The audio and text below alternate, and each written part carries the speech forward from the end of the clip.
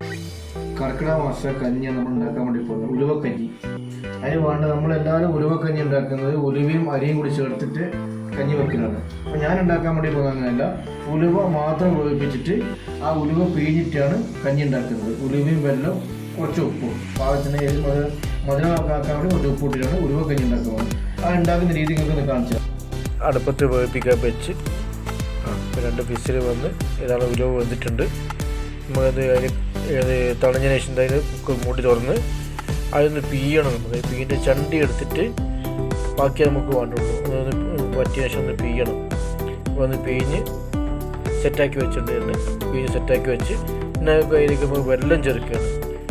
ഒരിക്കലും ആ വെള്ളം നേരത്തെ കാണിച്ച ആണി വെള്ളം പൊടിച്ചിട്ട് ചേർക്കുകയാണ്. പാകത്തിനുള്ള കുറച്ച് ഉപ്പും മധുരം സെറ്റ് ചെയ്യാൻ വേണ്ടി കുറച്ച് ഉപ്പ് ഇട്ട് മിക്സ് ചെയ്യണം.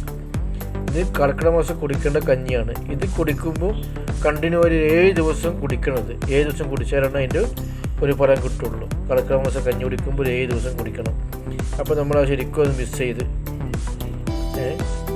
ആ ഉലുവയും അത് വെള്ളവും ആ ഉപ്പും എല്ലാം മിക്സ് ചെയ്ത് പിന്നെ കത്തിക്കേണ്ട ആവശ്യമില്ല. പിന്നെ കത്തിക്കാതെ നമുക്കത് ഇളക്കി സെറ്റാക്കിയാൽ മതി. ഇളക്കി എല്ലാം സെറ്റ് ചെയ്ത് ശരിക്കും ഇളക്കി മിക്സ് ചെയ്യണം. ആ വെള്ളം ആ ഉലുവയിൽ ചേരണം, അല്ലെങ്കിൽ കയ്പ്പ് തോന്നിക്കും. അപ്പോൾ നിങ്ങൾ അപ്പോൾ കയ്പ്പ് തോന്നാതിരിക്കണം. ശരിക്കും മിക്സ് ചെയ്തിട്ട് ആ ഉലുവക്കഞ്ഞി ശരിക്കും ഒന്ന് മിക്സ് ചെയ്യണം. ശരിക്കും അത് ജോയിൻ്റ് ആക്കിയാലാണ് നമ്മൾ റെഡിയാണ്. ഇപ്പോൾ നമ്മളെല്ലാം റെഡിയായി ഇനി ഒരു ബോളിലേക്ക് എടുത്ത് വെക്കണം. ബോളിലേക്ക് എടുത്ത് ഒരു ബോളിലേക്ക് നമ്മൾ പാകത്തിന് കുറച്ചെടുത്ത് അതിൻ്റെ ഇങ്ങനെയായിരിക്കും ഉലുവക്കഞ്ഞി ഉണ്ടാക്കുക. കർക്കിടക മാസത്തിൽ ഉലുവക്കഞ്ഞി ഇങ്ങനെ ഉണ്ടാക്കുക. അടിപൊളി ടേസ്റ്റാണ് അത്.